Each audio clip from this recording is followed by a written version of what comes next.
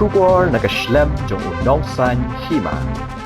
Uba AL hek ubade UMLA ka BJP na penthor Khaw constituency ha ka jing akran bo unong san Hima halor ka jing syakem jong he pulet ka jilla uba Gabriel ke yang rai na ka leong ba hek uloong ka jing pendan kam bakla kan dei bet ka jing pendan kam bakla la ka de yu Khaw ya ka duom ni ya kiwe ru Kajing penan kambakla ya kapisa ka badai halor kajing pentray ya ka National Emergency Response System Public Safety Answering ka badai ka scheme na ka sorkar pedeng badya kani ka kam dewan IT no sya ka sorkar pedeng mentokin ulaban rap da ka baong bo menteri rang ba ka jelaw loong ba kani kajing pendan kambakla ya kapisa daw ba yang rai kam de kajing thiet kali ndai ka de halor kajing pentray ya ka building kom taw loong ba kajing bam sap ka de bet kajing bam sap la ka de ha kanu ka liang ulaban rap lu da ka baong ba Ngim la ban ong bau batu yu Khaw Khlem long pop Namar bau Khlem tu yu Atta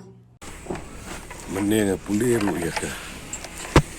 Shalong Times Kosuya mo magamdan nga nunuga vehicle scam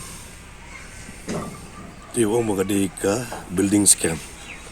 What is a building scam? La nega diga vehicle scam nega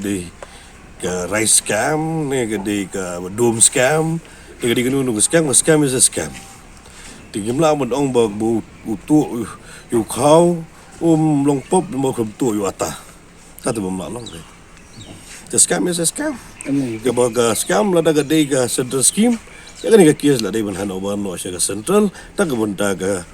fair and clean investigation ke central project le lei ya investigation di ban IT bet ga central government central agency ban ne ga fair investigations Pila thach ban ong yu home minister ban kia suki no way home minister situ sile ga ju ka scam mi ire ban don ga no pade ga responsibility ban sim e jing jaw gani no ga central agency ga central government ban ai ga fair investigation halor jong gi scam ga mi ga jong ni ga menta ba gi scam gula dadu ban